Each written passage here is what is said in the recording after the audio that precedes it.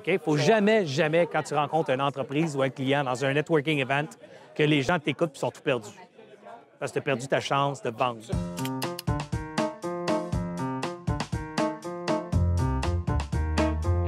À la question, qu'est-ce que tu fais dans la vie? Il faut que ça punch. Fait que tu la testes. Tu fais exactement ce que je viens de faire. Hein? Tu dis, bon, ben je me présente, je fais ça, puis comme tu viens de le faire, puis après, tu veux la réponse. Est-ce que vous êtes acheteur, de ce que j'ai dit? Puis ils vont te dire, ils ont déjà te parlé. OK? Tu dis, bon, ben I failed. OK? J'ai manqué mon coup, je vais leur travailler. Donc, je vais leur travailler en disant, la première question que tu dois te poser, c'est pas toi, qu'est-ce que ça fait pour toi, puis qu'est-ce que ça va faire pour toi, c'est qu'est-ce que ça fait pour eux autres. Fait que quand tu dis, je présente mon entreprise, il faut que je me pose la question, qu'est-ce qu'elle va faire pour eux autres? Un exemple. Je vends une ligne de vêtements qui va aider vos jeunes à se regrouper dans un mouvement qui prône la santé, le dynamisme et la créativité. Tu vois-tu? Aucune espèce d'idée si c'est bon. Mais là, ça leur dit eux autres une réponse, ça s'appelle, ça s'adresse-tu eux autres? C'est-tu intéressant? Peut-tu être prometteur pour eux autres? Au lieu de dire, d'articuler une réponse un peu complexe qu'on n'a pas été capable de saisir, quelle était la valeur pour nous?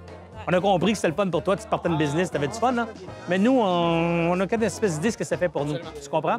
Alors, focalise toute ta réponse sur qu'est-ce que ça fait pour les autres, qu'est-ce que ça donne pour les autres. Punch ça en 15 secondes, pratique-toi. Tu n'es pas capable en 15, vas-y en 30, mais pas plus. Il y a des gens qui m'ont abordé ce soir et ont voulu me vendre tout un projet d'entreprise et d'investissement. C'est pas la place.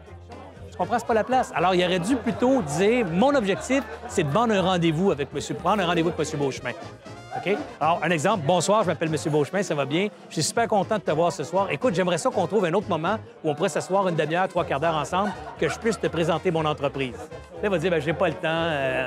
Alors, il faut que je te trouve une bonne raison que tu prennes le temps. Donc, il faut que je t'écoute. Oui. Je peux pas entrer d'emblée en disant ça. Je vais devoir commencer à dire, bonjour, je m'appelle Serge, je suis pas en train de te présenter mon rendez-vous encore. Je suis en train d'écouter ce que tu fais. C'est hot avec Alias, un an. Moi, je fais, je sais pas moi, du marketing. Comment va ton marketing? Ah, ça va super bien. T'as-tu pensé aux réseaux sociaux? C'est un domaine que tu maîtrises. Oui, je suis super content. Comment tu arrives à le maîtriser? Ah, je fais affaire avec une firme. Quelle firme? Ah, la firme de... C'est quoi ton prénom?